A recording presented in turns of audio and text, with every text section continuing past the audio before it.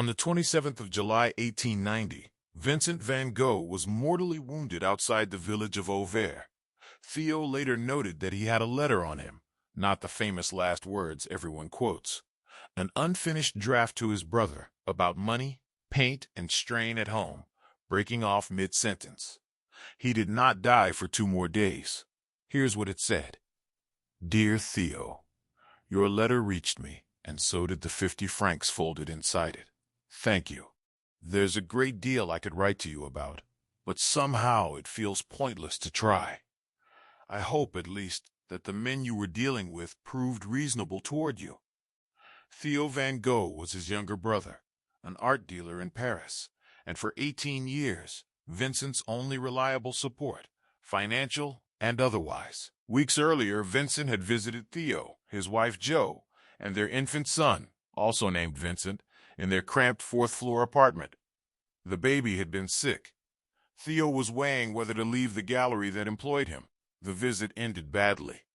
Vincent left abruptly, overwrought, and returned alone to the village of Auvers, where he was painting, under a doctor's care, more furiously than ever. You didn't need to convince me your household was at peace. I've seen both the good and the difficulty of it myself, and I agree completely. Raising a child on a 4th floor is hard work, for you and for Jo both. Since that part is going well, why dwell on smaller troubles? Business, I suspect, will have to wait until both our minds are less worn down. That's really all I can say about it right now.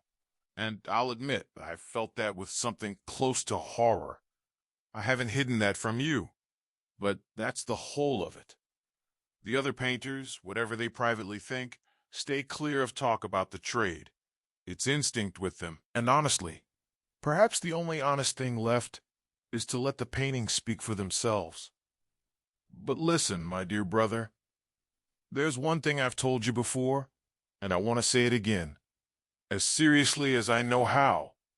After thinking it through as carefully as I'm able, I will always hold that you are something more than a dealer in chorus, that through me, you've had a hand in certain canvases that keep their calm even in the middle of disaster.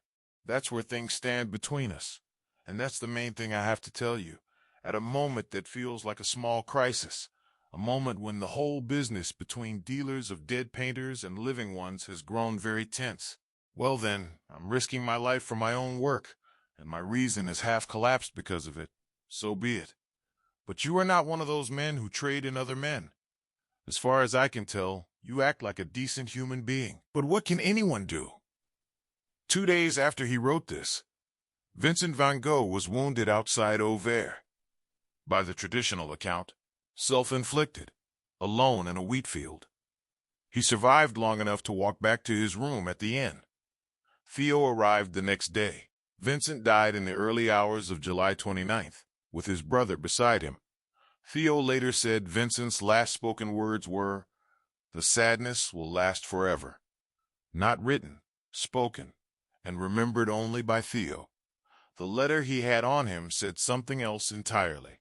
Theo was inconsolable. His own health, already failing, collapsed within months. He died in January of 1891, 6 months after his brother. It was Theo's widow, Jo van Gogh, who kept everything, the letters, and the paintings almost no one had wanted to buy. She spent years publishing the letters and placing the paintings where people could finally see them. Without her, this letter would not exist for us to read today. The letter Vincent van Gogh carried on the last day of his life was not a farewell. It was about paint money, a nephew's illness, an argument he didn't want to keep having. It stops mid-sentence. But what can you do? And then nothing. He never picked the pen back up. He picked up a brush instead, until he couldn't do that either. The paintings finished what the letter never did.